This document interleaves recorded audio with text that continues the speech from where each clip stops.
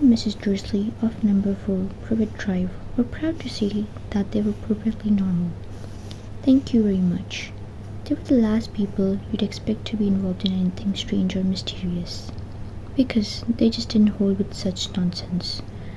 Mr. Dursley was the director of a firm called Grunnings, which made drills.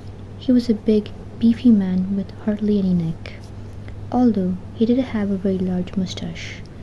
Mrs. Dursley was thin and blonde, and had nearly twice the usual amount of neck, which came in very useful as she spent so much of her time craning over garden fences, spying on the neighbors.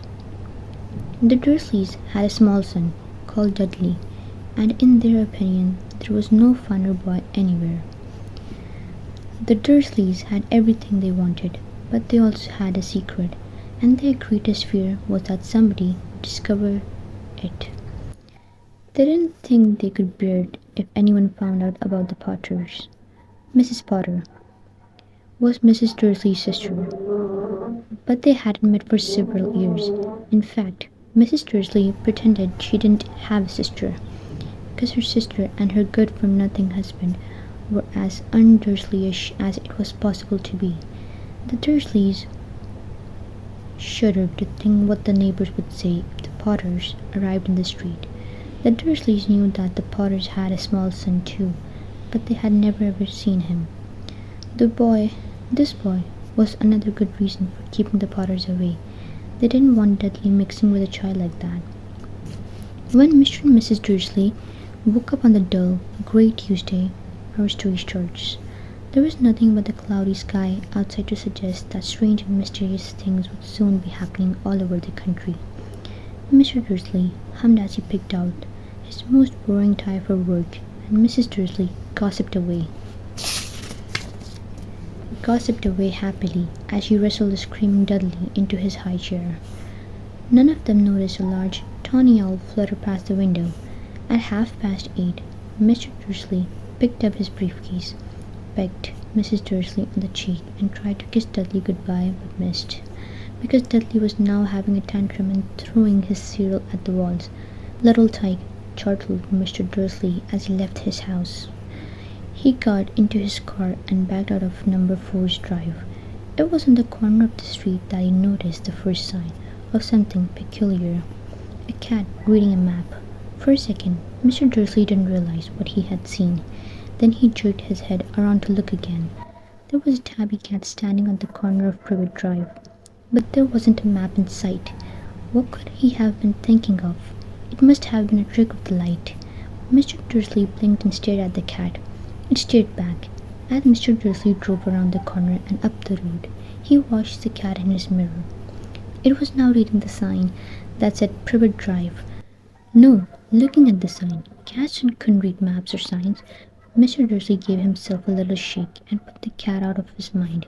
As he drove towards town, he thought of nothing except a large order of drills he was hoping to get that day.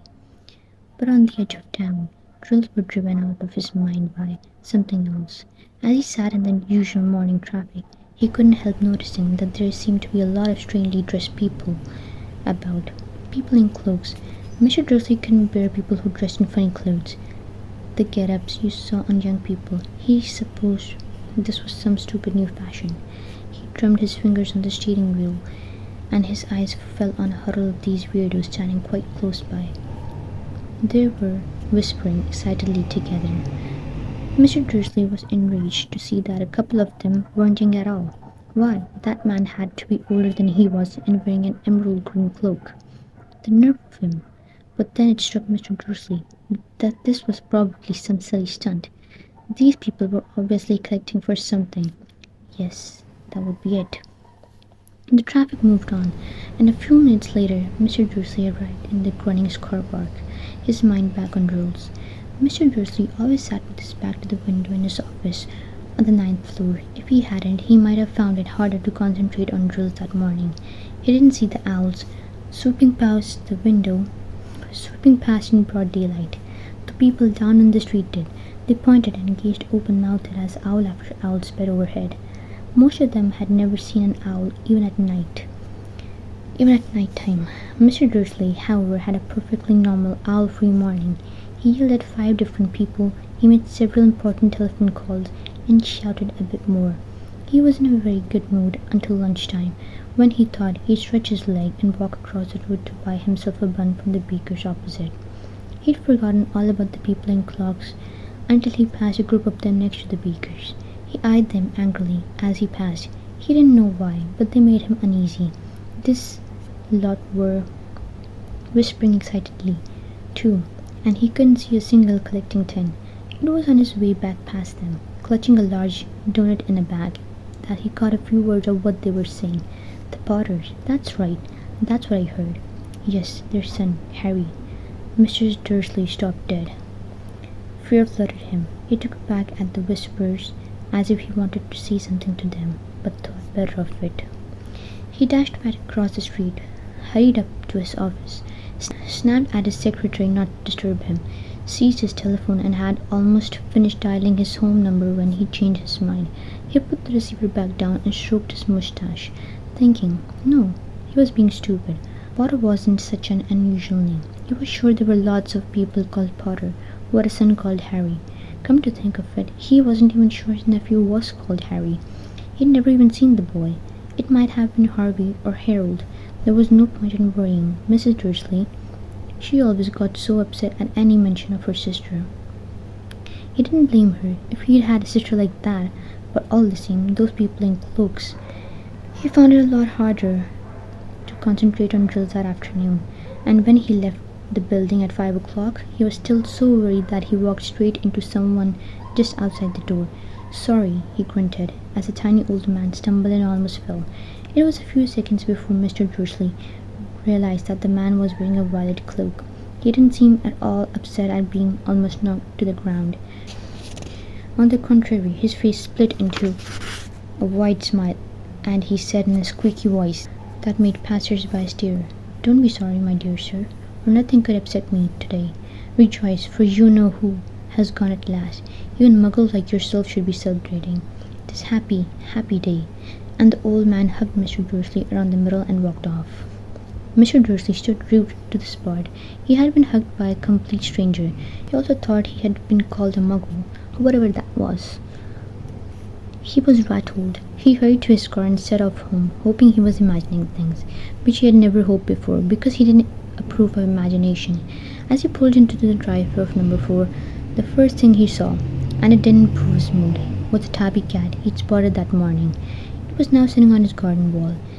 He was sure it was the same one. It had the same markings around its eyes. "Shoo!" said Mr. Dursley loudly. The cat didn't move. It just gave him a stern look. Was this normal cat behavior? Mr. Dursley worried, trying to pull himself together. He let himself into the house. He was still determined not to mention anything to his wife. Mrs. Dursley had a nice, normal day. She told him over dinner about all Mrs. Next Door's problem with her daughter, and how Dudley had learned a new word, shan't. Mr. Dursley tried to act normally. When Dudley had been put to bed, he went into the living room in time to catch the last report on the evening news. And finally, bird watchers everywhere had reported that the nation's owls have been behaving very unusually today. Although owls normally hunt at night and are hardly ever seen in daylight, there have been hundreds of sightings of these birds flying in every direction since sunrise. Experts are unable to explain why the owls have suddenly changed their sleeping pattern. The newsreader allowed himself a grin. Most mysterious, and now over to Jim McGuffin with the weather. Going to be any more showers of owls tonight, Jim? "Well, Ted," said the weatherman, "I don't know about that, but it's not the only owls that have been acting oddly today. We're as far apart as Kent, Yorkshire, and Dundee have been phoning in to tell me that instead of the rain I promised yesterday, they have had a downpour of shooting stars. Perhaps people have been celebrating bonfire night early. It's not until next week, folks, but I can promise a wet night tonight." If you guys would like to see more of me reading a book, do comment, and you can comment your suggestions on which book you would like me to read, or if Nom reading was better than Miss Spring.